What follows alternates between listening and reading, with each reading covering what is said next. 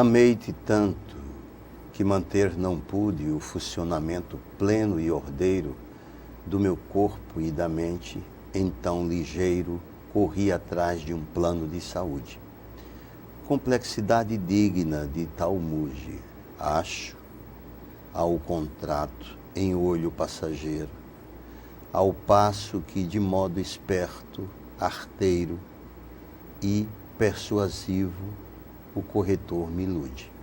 Assim, esperançoso, espero o fim das carências e um dia, quando vim ao hospital, por encontrar-me doente, de amar-te, o plano me ajudar não vi.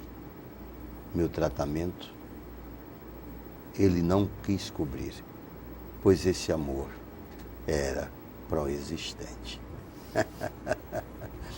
Plano de Saúde é o poema do poeta Ari Denison, que está contido aqui no livro Baroque.doc.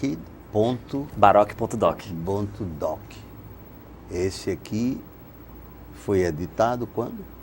Ele foi fruto do Prêmio Lego da EduFal em parceria com a Faculdade de Letras. Ele foi publicado em 2011. 2011. Uhum. Aí você iniciou, então, publicando poesia, foi? Sim. Uhum. E hoje você também, além de poesia, você faz contos, não é? Qual o gênero que mais produz dos dois? Eu considero mais fácil fazer poesia, porque geralmente é curto, você não precisa necessariamente inserir todas as obras no mesmo conceito.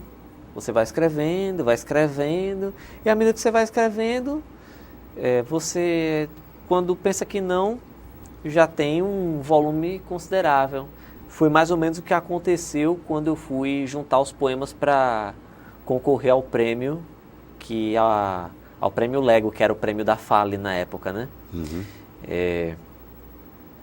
Conto, a narrativa, eu acho muito gratificante, mas também muito difícil, porque você tem muito essa necessidade de inserir a obra no conceito, a narrativa ela tem que ter uma coerência, uma lógica interna que você tem que estar sempre atento para não desviar dela, e é isso que dá um pouco mais de trabalho. Agora, a resposta que eu tive com os periféricos foi muito boa, gostei muito.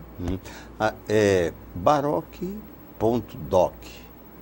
Baroque.doc por quê?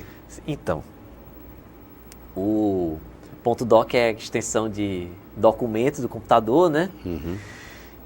E tinha um pouco a ver com... O .doc tinha um pouco a ver com a questão de eu ter juntado coisas que eu escrevia antigamente em caderno, em bloquinho, num arquivo de um editor de texto.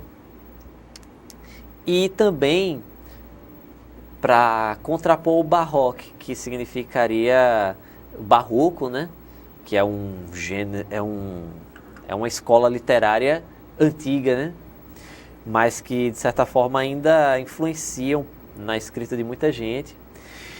E quando eu estudei sobre barroco na faculdade, uma coisa que me chamou a atenção era essa questão da oposição entre contrários e também do uso do soneto, que eram duas coisas que eu gostava muito de trabalhar.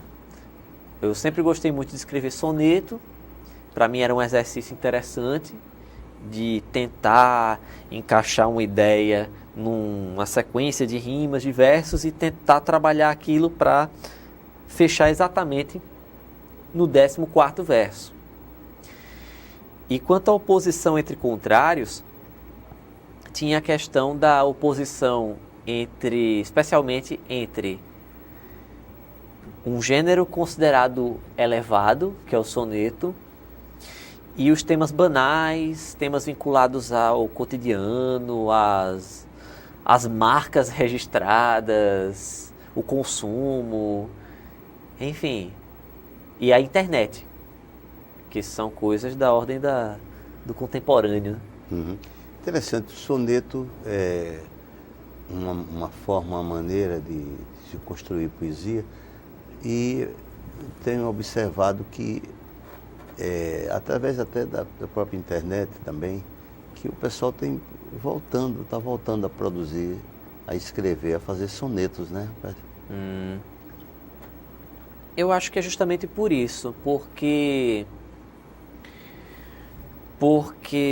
às vezes é mais fácil escrever sob determinadas regras. Porque tantas regras já foram quebradas ao longo da história da arte, da literatura, né? As vanguardas nos libertaram, né, de ter que seguir religiosamente, tratar a diversificação, de andar com o Bilac e o Guimarães Passos embaixo do braço, de você poder escrever desde poemas de uma palavra só, como Oswald fazia, até escrever versos quilométricos, como às vezes o Bandeira fazia também, né? E desde o que o pessoal chama de segunda geração, ou geração de 30, que os escritores perceberam que não precisavam mais se rebelar tanto, que eles podiam voltar às formas fixas. E aí você tem, né, muitos escritores que voltam, né, o Jorge de Lima mesmo, o Vinícius de Moraes. Eu acho que é um pouco disso, a liberdade de não ter que se libertar de tudo. Uhum. Como é que você conceituou, você inclusive que é professor de literatura, o movimento de 22? Então, eu sou fascinado. Eu lembro que, inclusive, o que me fez realmente puxar para o lado da literatura foi quando uma amiga da minha irmã me doou o livro didático do terceiro ano dela para eu estudar para o vestibular. E aí eu fui lendo aquilo ali por conta própria, né? Eu estava no terceiro ano na época e o colégio onde eu estudava adotava módulo. E aí eu fui lendo, e aí quando cheguei na parte dos modernistas de 22, do Oswald, do Mário de Andrade, aquela escrita meio frenética, especialmente do Mário, né? Do frenesi da cidade, São Paulo, ou então o próprio Pessoa Álvaro de Campos, falando sobre Lisboa, né? Aquilo ali me fascinou, aquilo ali me pegou, e eu comecei a tentar escrever muita coisa naquele estilo. Boa parte daquilo não se aproveitou, mas foi um exercício interessante. E é isso, eu sou apaixonado. Agora, talvez seja a hora de a gente, como é que se diz?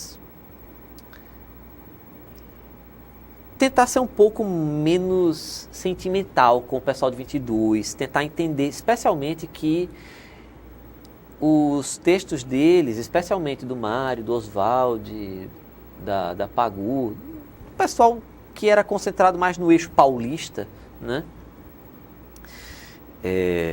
Que eles tinham preocupações referentes especificamente a São Paulo, que estava começando a crescer e virar o que é hoje, né? Que é a metrópole, a grande metrópole da América do Sul, e que nem sempre eles vão ter respostas para questões nossas, questões de quem mora no Nordeste, numa cidade que é periférica até mesmo para os padrões do Nordeste, de tentar não olhar tanto para São Paulo, voltar um pouco os olhares para cá de vez em quando. Porque teve um movimento fortíssimo aqui em Alagoas, e esse movimento que surgiu nomes como o próprio Jorge de Lima, do Graciela, aquele encontro habitual que eles tinham aqui no Café do Cupertino, aqui no centro, Café Central, ponto central, né? Então, e lá se discutia isso também, não era? Pois é, e quando eu soube que o ponto de encontro de boa parte desses escritores, Graciliano, Jorge de Lima, Raquel de Queiroz, José Lins do Rego, era Maceió, eu não conseguia nem acreditar, né? Porque quando eu soube disso foi justamente a época em que a gente ficou praticamente sem livraria. que a Caeté tinha fechado, e a gente dispunha de e os espaços de discussão de literatura dificilmente passavam da universidade. E assim, e é fascinante você pensar que Maceió já foi um grande centro de reflexão sobre literatura, sobre arte, e de que havia uma cena bastante movimentada e que inclusive conseguia até propor uma reflexão crítica alternativa à proposta de 22. Sim, perfeito. Eu, inclusive, li uma das entrevistas dada pelo Jorge Lima a um jornalista do Rio de Janeiro, que ele aborda exatamente isso, que o pessoal estava fazendo, sim, preocupado com essa estética, né, na literatura e nas artes de uma forma geral, mas aqui em Alagoas já existia pulsando, não talvez em forma de movimento, mas o pessoal já tinha essa preocupação, não é? De escrever falando sobre as nossas coisas. O Graciliano falando sobre o homem lá do sertão, do Agreste, né? O Jorge também mergulhando aqui, falando sobre a Serra da Barriga, enfim. E do Acendedor de Lampiões, Acendedor de Lampiões foi um marco, né? Uma mudança, né? Sim, sim. Primeiro porque era um soneto, né? O Acendedor de Lampiões, se eu não me engano, é o primeiro do 14 Alexandrinos. Sim. Que, como o próprio nome diz, né, são 14 sonetos alexandrinos.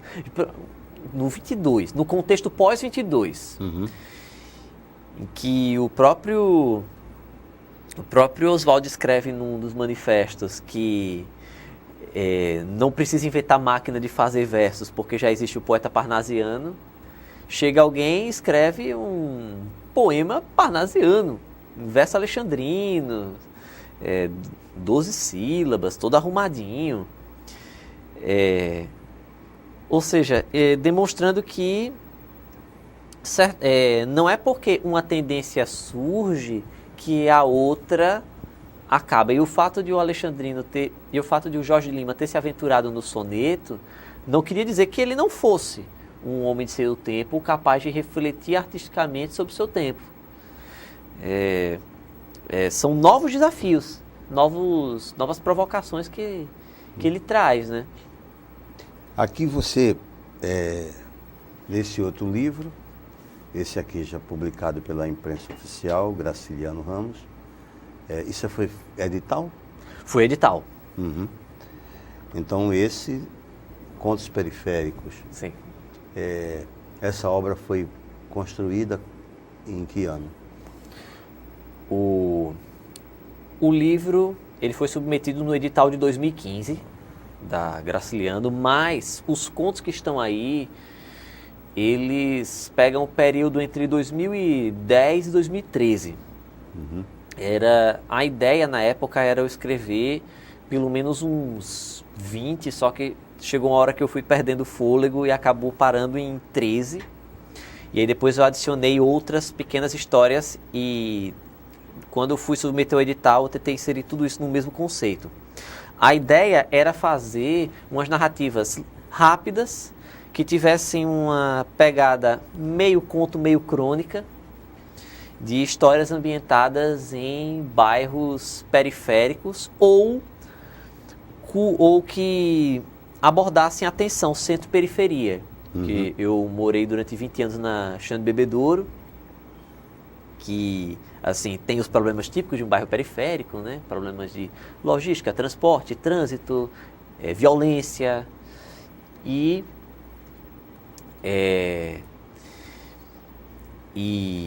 o ponto de partida que me fez querer escrever foi quando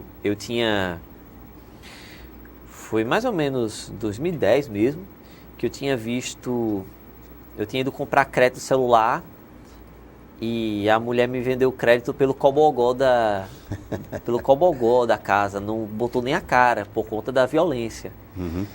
E infelizmente em bairros como esse, é muito comum você ter supermercados que você tem tudo engradeado. E aí você pede, a pessoa pega e lhe dá por conta da violência.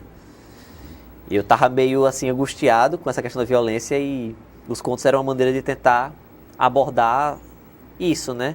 A violência do bairro periférico, os diversos grupos sociais, as tensões religiosas. São alguns dos temas que eu pensei, que eu tentei colocar aí. É muito interessante essa coisa da observação do escritor, né? Do artista, né? Observando o seu ambiente, né? O entorno e tal, como se estivesse observando, olhando pela janela. Né? E a gente vai aprofundar essa conversa depois do nosso intervalo. Já já a gente retorna. Já já retornamos então, falando inclusive mais sobre esse trabalho Contos Periféricos. Retornamos já já.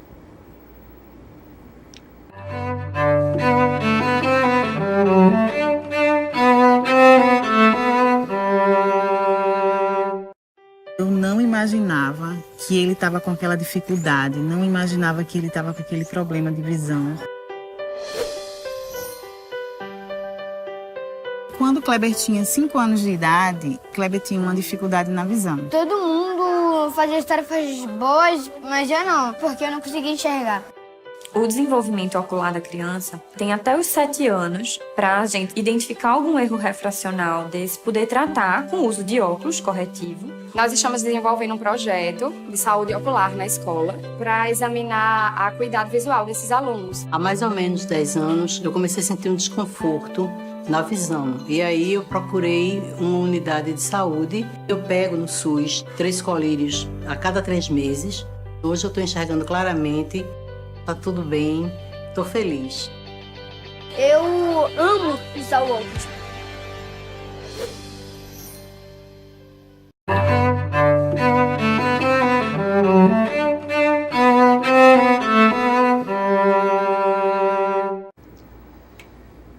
Então, retornamos ao programa Café com Poesia, conversando com o Ari Denison, muitíssimo grato pela sua presença. Eu que agradeço. E a gente estava discutindo aqui e dialogando sobre o seu livro de contos periféricos, né? Eu dizendo do seu foco, né, do processo criativo, que é o que você está vendo ao seu entorno, né? Então, como é que funciona isso? Então, como eu tinha dito, eu estava querendo refletir, né? Era uma maneira de canalizar a indignação, né, que eu tinha na época, ainda tem, com essa questão, né, dos problemas que se vive num bairro que tem as suas dificuldades. E aí eu pensava 2 coisas. Primeiro, por que pouca gente protesta contra esse estado de coisas? E ao mesmo tempo, como protestar? Porque as ferramentas de manifestação de desagrado, elas hoje têm uma dificuldade muito grande de mobilizar de fato as pessoas. E aí eu ficava imaginando protestos pelas motivações mais esdrúxulas. Como, por exemplo, mudar o itinerário de um ônibus porque as pessoas não queriam mais descer naquela região por engano. Ou demonstrar como o ônibus deixava tanta gente no aperto e tentar mostrar para pessoas de outra cidade. Enfim, boa parte dos contos tem essa figura do protesto esdrúxulo. Como você aqui tem um que você diz assim: em 17 de julho de 2017, vários estudantes resolveram organizar manifestações simultâneas em memória dos 20 anos da Revolução Alagoana. No terminal integrado do Benedito Bentes, jovens montaram uma sessão de cinema improvisada. Num telão eram exibidas cenas de vários passageiros no selvagem embarque que caracteriza o cotidiano daquele bairro macioense. Era manhã. Eu tinha acabado de sair da casa da minha irmã e ia para a universidade pegar a bobônica daquele Estáquio Gomes Ufal. Vi uma morena lindinha de óculos entre os manifestantes montando um projetor num notebook. Resolvi puxar assunto, lógico. Ei, moça, com licença, o que é isso? É uma manifestação contra o aumento das passagens de ônibus. A gente está exibindo vídeos que foram gravados desde que o terminal daqui do Benedito Bentes foi inaugurado. Dos ônibus cheios e tal. Tá vendo aquele menino ali segurando um notebook?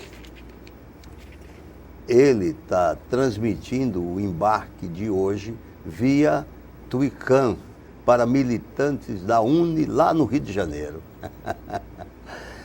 Pensei, mas e no Rio de Janeiro, será que os ônibus são menos indignos que os de cá? Por que não em Helsinki? Mas continuei a perguntar. E, tipo, vocês não têm medo de ser roubados, não? Né? A gente não está na Ponta Verde, mas tem uns amigos nossos que estão aí na assistência. Alguns deles têm carro. A garota deu um sorriso sensual e irônico e me olhou por cima dos óculos. Você acha que alguém com carro se prestaria a uma presepada dessa que nem a nossa? Ergui as sobrancelhas e anuí. Passou o Estáquio Gomes Ufal, fui correndo pegá-lo. Não sem antes pegar o MSN da moça para saber que repercussão e da repercussão do ato. Hoje seria o WhatsApp, né? Hoje seria o WhatsApp. É. Então, interessante, você faz, a gente vê as imagens e tal, e tudo isso ocorreu numa manifestação dos estudantes. Eu me lembro dessa manifestação, sim, me lembro.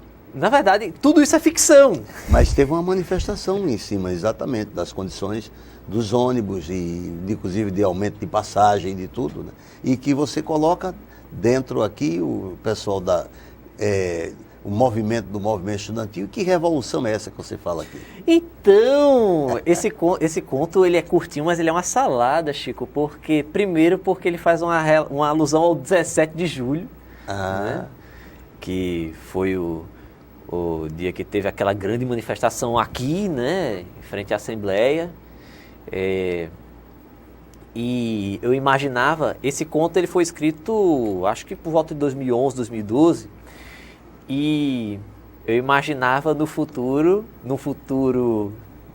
2017 aí era futuro, né? Não era a época em que o livro seria publicado, em que as pessoas colocariam num calendário como um dia de uma revolução. Claro que é uma ironia, né? Porque, assim, apesar de ter sido um evento chave na história recente da política alagoana, ele não mudou muita coisa.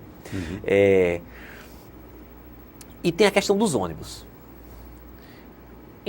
Esses contos, eles foram escritos, em grande parte, antes de 2013, que foi quando houve aquelas manifestações contra o aumento da passagem no Brasil inteiro. Só que quando eu fui preparar o texto para submeter o edital, aí eu realmente percebi, puxa vida, será que não vai ficar datado? Porque uma coisa que provavelmente vai se perder para o leitor é o fato de que esses contos eles foram escritos antes de 2013, mas o fato de eles falarem de protesto, de ônibus cheio, de ônibus quebrado, de ônibus com trajeto ruim, ele meio que capta um mal-estar do cidadão com o transporte coletivo que já existia antes dessas manifestações, que foram o estopim disso aí. Bom, aqui nesse livro de poesia, eu vou pedir, e a gente já conversou antes e você disse que sim, você leia aqui, então, 2 poemas para nós aqui do programa. Ah, ótimo. Vamos lá. Vamos lá, vamos ver. Ai, meu Deus. A poesia falada, a poesia interpretada. Ok, esse aqui foi um dos primeiros, eu tinha escrito quando eu era adolescente ainda, chamado Partidinha Romântica de War. Já imaginou se um dia eu estivesse jogando War com você e mais 4 e minha missão fosse destruir seu exército? Ah, seria doce. Mas quando eu estivesse lhe eliminando, diria: eliminar você foi um prazer. Mas não se zangue com o que vou dizer agora. Se ainda não disse, a razão de tal demora é que num soneto isso precisa caber. E de tão simples que é encher linguiça preciso. Ah, já cansei de enrolar, vou ser bem conciso. Por favor, peço-lhe, não desfaça seu riso. Você perdeu pra mim numa jogada errônea. No entanto, na vida real sou sua colônia. E você é a conquistadora ao paraíso. Que legal. Como o nome do poema? Partidinha Romântica de War. Vamos ao outro, então. Outro.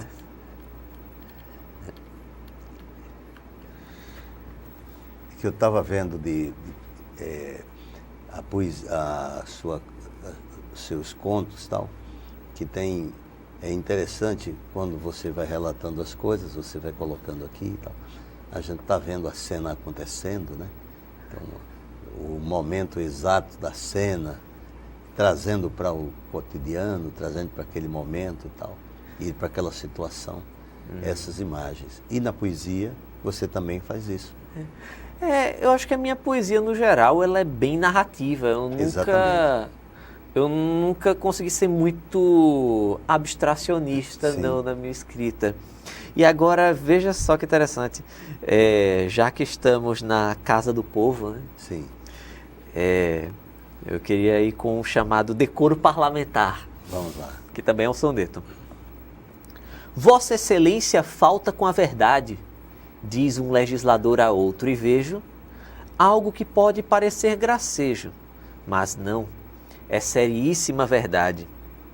Há nesses vis decoros tal sobejo de bons modos, frufrus e falsidade, que a ofensa mais repleta em gravidade soa aos ouvidos outros como um beijo. Porém, se um diz, em vez do acima dito, você é mentiroso com violência, o outro responde, eu lhe processo ao grito, pois dos direitos meus eu tenho ciência, e uma calúnia tal eu não admito. Não sou você, sou Vossa Excelência. Muito legal, muito bom, muito bem. Bom, Ari Denison, muito obrigado pela sua vinda ao programa. Vamos aqui divulgar a sua obra, né? A gente sabe que lá na imprensa oficial, na Gráfica e Editora Graciliano, pode encontrar o seu livro, né? Para comprar, para adquirir. Enfim, muitíssimo grato. Retorne aqui mais vezes para a gente conversar sobre assim espero, assim espero. Sobre o seu trabalho. Muito obrigado. Obrigado, Chico. E até o nosso próximo encontro.